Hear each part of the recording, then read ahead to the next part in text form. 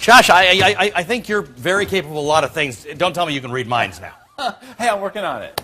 Josh Labs. This guy can explain anything to anyone. Now I'm understanding that's because he can get inside your head. But actually, this is interesting. Yeah. This is about terrorism. Yeah, this is about terrorism, and I'm going to do my best to break this one down. It's kind of amazing. I mean, the idea here is getting inside the human brain. Right. I mean, the question is, can we go way beyond lie detectors and actually get inside this thing and start to pick up brain waves that will allow you to find out things, including about terrorist attacks? So what we have now is some research that's coming out of Northwestern University that is pretty amazing. And we're talking about this whole idea, can you even get into specifics? Can you get to the point where you're even learning how, when, where there might be some kind of terror attack planned? So here's what they did that they're saying is a big step forward.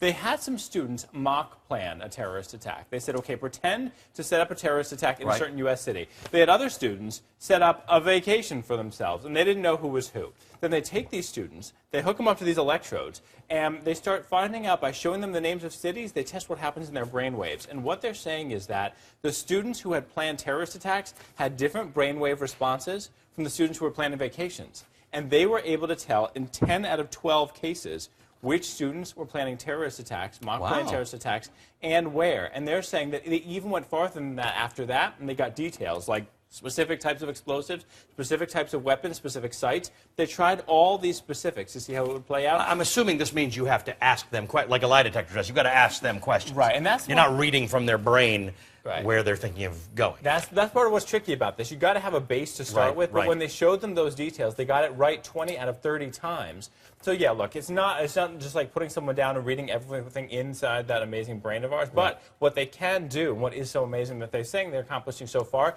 is they're tracking these specific brainwave responses that apply when someone is planning a big bad attack. It sounds a bit, you know, to me, it sounds a bit like the concept of a polygraph, right? If I say, have you done, were you planning a terrorist attack, and all of a sudden you get kind of nervous and it has some response.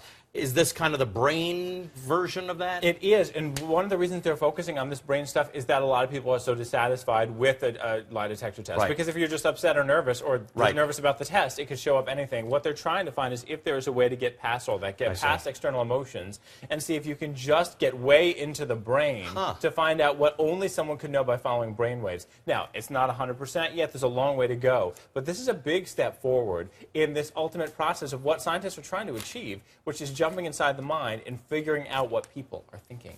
Big Brother, yes, but also... No, it's a big eye. I mean, these are all the things that we talk about that could, and beyond terrorism, this can have just so many applications and so many issues about privacy and questions. So this, if this continues to gain ground, we'll obviously be talking about it a lot more. Yeah, I mean, we'll see. It'll be a little while before at Minority Report level, but it is definitely the way that science is looking right now, trying to get inside that brain.